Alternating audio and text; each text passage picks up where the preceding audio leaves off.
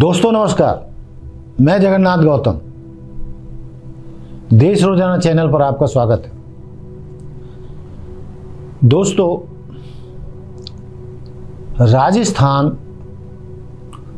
उन राज्यों में शामिल है जिनमें अभी थोड़े दिन बाद ही चुनाव होने जा रहे हैं।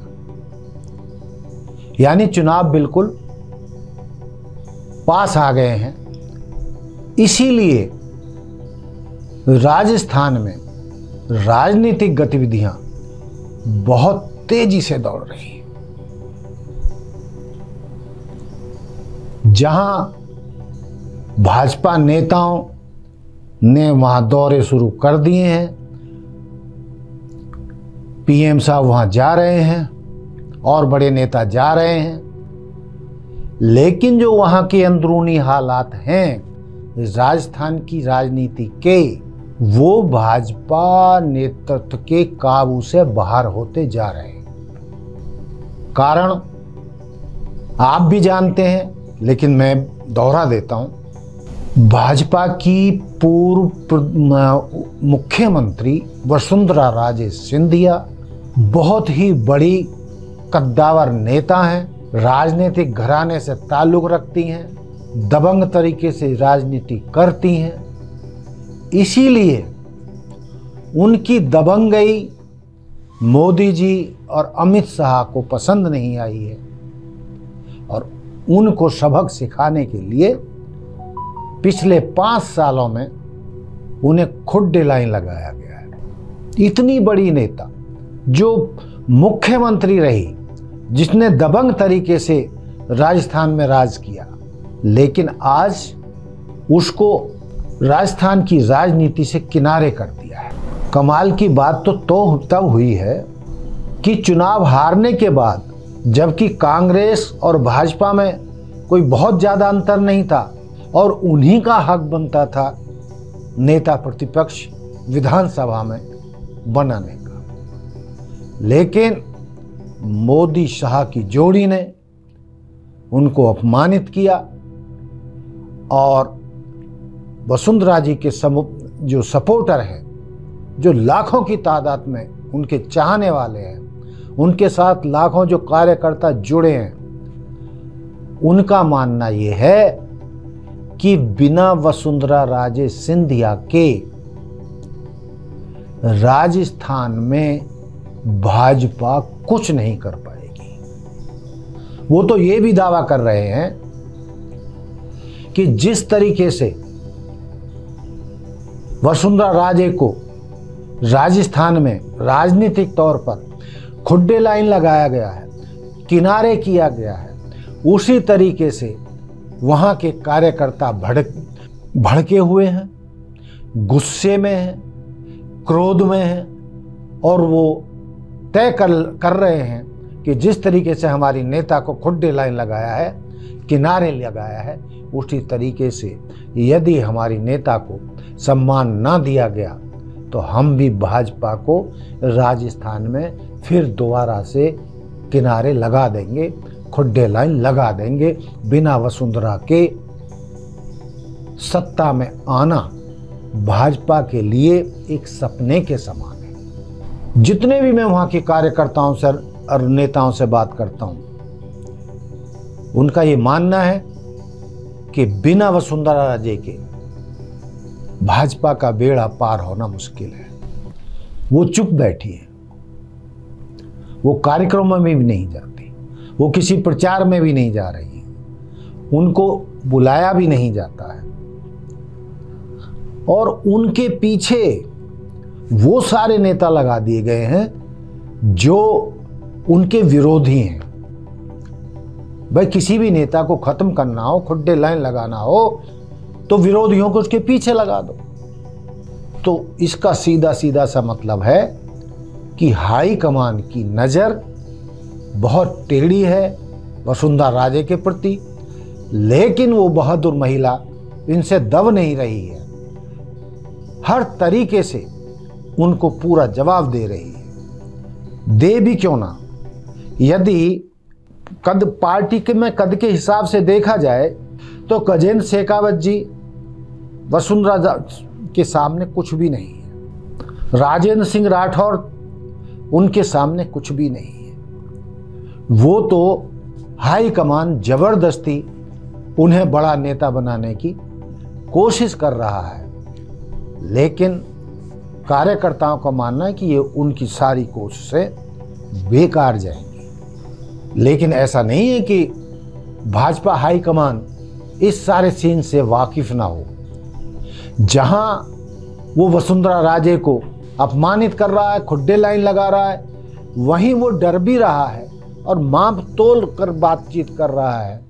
सारा कुछ देख रहा है कि वसुंधरा राजे के बिना कहीं भाजपा की गाड़ी राजस्थान में पटरी से उतर तो नहीं जाएगी, इस पर भी मंथन चल रहा है। दूसरी तरफ जब उनको चुनावी कमेटियों में स्थान नहीं दिया गया है, जो कमेटियां बनाई गई हैं उन्हें कहीं भी सम्मानजनक स्थिति में नहीं लाया जा रहा है, उनको सम्मानजनक कोई काम नहीं सौंपा जा रहा है, तो वो आखिर करेंगी क्या? सब टकटकी लगाकर राजस्थान के नेता और कार्यकर्ता ही नहीं बल्कि सभी विपक्षी दल भी उनकी तरफ आशा भरी निगाहों से देख रहे हैं, क्योंकि राजस्थान में भाजपा की हार के मायने होंगे एनडीए कुनबा का बिखरना, भाजपा का कमजोर होना, मोदी शाह की जोड़ी का कद कम होना।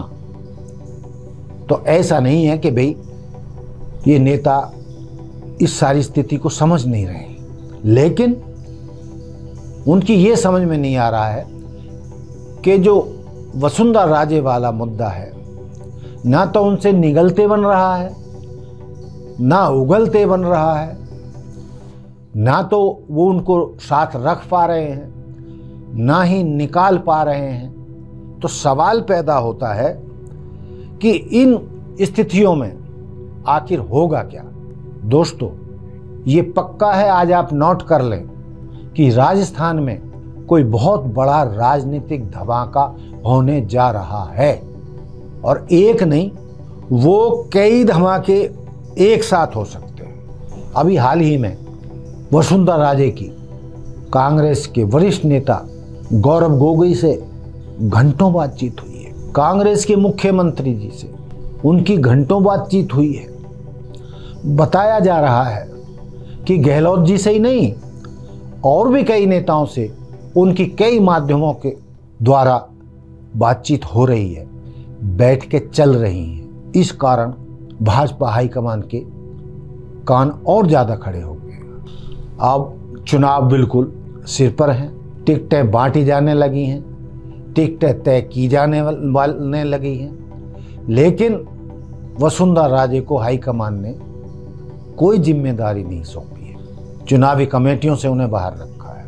जो टिकटें बांटेंगे उसमें भी उनका नाम नहीं है। तो आखिर वसुंधरा राजे कितना अपमान सहेंगी?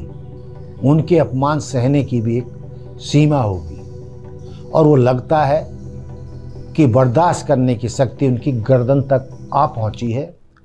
और अब उनके जो चाहने वाले हैं कार्यकर्ता, लाखों कार्यकर्ता राजस्थान के, या उनके जो करीबी नेता हैं, जो उनकी टीम है, खास हार्डकोर टीम है, उनसे संकेत मिल रहे हैं। क्या संकेत मिल रहे हैं? कि यदि हाईकमान ने उनको सम्मान नहीं दिया तो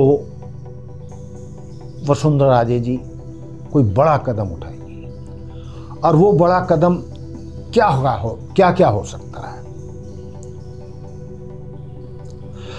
तो वो कदम दोस्तों आप जानते हैं राजनीति में क्या हो सकते हैं। या तो वसुंधरा राजे भाजपा छोड़ेंगी, नंबर 1। नंबर 2, भाजपा छोड़कर वो करेंगी क्या?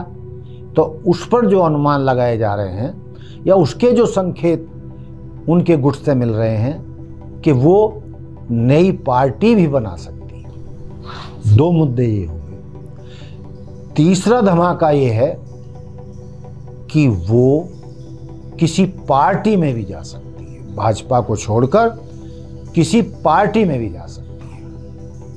और यदि वसुंधरा राजे ने ये तीनों कदम उठाए राजस्थान में, तो जानकारों का मानना है, राजनीतिक पंडितों का मानना है कि राजस्थान में भाजपा की हार 200% तय हो जाएगी। यदि उन्होंने पार्टी छोड़ी और नया राजनीतिक दल बनाया तो ये मान लें कि पिछली बार से भी ज्यादा उनका वोट कट जाएगा, बहुत नीचे आ जाएगा। और अपने दम पर जो भी पार्टी वसुंधरा राजे बनाएंगी, वो पार्टी कुछ करे ना करे, भाजपा को दूसरी बार राजस्थान में हराने का काम वो जरूर कर देंगी। उनके इतने वोट काट लेंगी और जितना उनका प्रभाव है, जानकार मानते हैं कि दर्जनों उनके विधायक जीत कर भी आ सकते हैं। और उसके लिए उन्होंने प्रयास शुरू भी कर दिए हैं। अभी कल परसों में ही उन्होंने देवी दर्शन के लिए यात्रा की है और उनका कहना है कि जब भी वो कोई बड़ा काम हाथ में लेती हैं, करना चाहती हैं, तो देवी के दर्शन करके ही वो फैसला लेती हैं। तो इसका मतलब है कि वो कोई बड़ा फैसला लेने जा रही हैं। दूसरी बात, उन्होंने हाल ही में राजस्थान में महिला सम्मेलन बुलाया है। भारी तादाद में महिलाओं का इकट्ठी हुई, जनसभा हुई और उन्होंने कहा कि मेरी जाति तो नारी जाति है, मेरी और कोई जाति नहीं। जो आधी दुनिया है यानी महिलाएं हैं, राजस्थान की जो पूरी आबादी है उसकी जो आधी आबादी महिलाएं हैं, मैं उनका प्रतिनिधित्व करती हूँ। वो मेरी अपनी है और महिला ही मेरी जाति है। उनका ये कहने का मतलब बहुत बड़ी बात है कि इतना कहकर उन्होंने प्रदेश की 50% आबादी पर अपने कब्जे की बात कर ली और बाकी तो जो उनका रुतबा है, जिस मुद्दे पर पहले वो चुनाव जीती और मुख्यमंत्री बनी, तो वो लाखों करोड़ों कार्यकर्ता तो उनके साथ हैं ही। तीसरा मुद्दा रह गया कि क्या वो किसी पार्टी में जा सकती हैं। पार्टी राजस्थान में भाजपा और कांग्रेस ही 2 प्रमुख पार्टी हैं, तो कांग्रेस ही बचती है एक तरीके से। तो वो कांग्रेस में कैसे जा पाएंगी, कांग्रेस उनको कैसे एडजस्ट करेगी, ये बड़ा भारी मुद्दा है और ये कोई आसान फैसला नहीं होगा। लेकिन वो किसी पार्टी में भी ना जाएं, लेकिन उनको यदि भाजपा ने आने वाले चुनावों में मुख्यमंत्री पद का दावेदार घोषित नहीं किया, तो ये धमाकेदार फैसले अवश्य लेंगी और उनके जो फैसले होंगे वो भाजपा को राजस्थान में धराशायी करने के लिए काफ़ी हैं। उनके बिना ऐसा लगता, मुझे भी लगता है, बहुत सारे राजनीतिक पंडित ऐसा मानते हैं कि बिना वसुंधरा के भाजपा का जीतना राजस्थान में लगभग नामुमकिन है। और वो ये भी कहते हैं कि जिस तरीके से कर्नाटक में येदियुरप्पा को किनारे किया था भाजपा हाईकमान ने, उसका नतीजा वो भुगत चुके हैं। येदियुरप्पा को किनारे करने, उनको दीवार से लगाने का जो परिणाम निकला, कर्नाटक में भाजपा की बुरी तरीके से हार के रूप में निकला। तो वही स्थिति वसुंधरा राजे को किनारे लगाने से भाजपा पार्टी खुद किनारे लग सकती है। और यदि पार्टी वहां पर किनारे लगती है और जैसे हालात हैं, ये 3 बड़े राज्य हिंदी क्षेत्र के मध्य प्रदेश, छत्तीसगढ़ और राजस्थान, यदि इन तीनों प्रदेशों में भाजपा चुनाव हार गई तो ये मोदी राज के खात्मे की घंटी होगी। यहीं से मोदी राज का, भाजपा राज का समाप्ति का बिगुल बज जाएगा। अब देखना भाजपा हाईकमान को है कि वो अपनी हठ धर्मी करके भाजपा में वसुंधरा राजे को किनारे लगाती है, या वहां पर वो खुद किनारे लगना पसंद करेगी। तो दोस्तों, ये था मेरा हरियाणा की राजनीति पर आज का आकलन। आप देखें कि आप मेरे इस आकलन से कितने सहमत हैं, कितने असहमत हैं, और आप मुझे कमेंट्स में लिख सकते हैं, जैसा भी आपको लगता है। तो दोस्तों, मिलते हैं फिर किसी नए एपिसोड के साथ। इसी के साथ जय हिंद, जय भारत, जय संविधान, नमस्कार। देखते रहिए देश रोजाना। धन्यवाद। हमारे साथ जुड़े रहने के लिए देखते रहिए देश रोजाना का YouTube चैनल। सब्सक्राइब कीजिए, साथ ही देश रोजाना की खबरें सबसे पहले देखने के लिए प्रेस कीजिए बेल आइकन।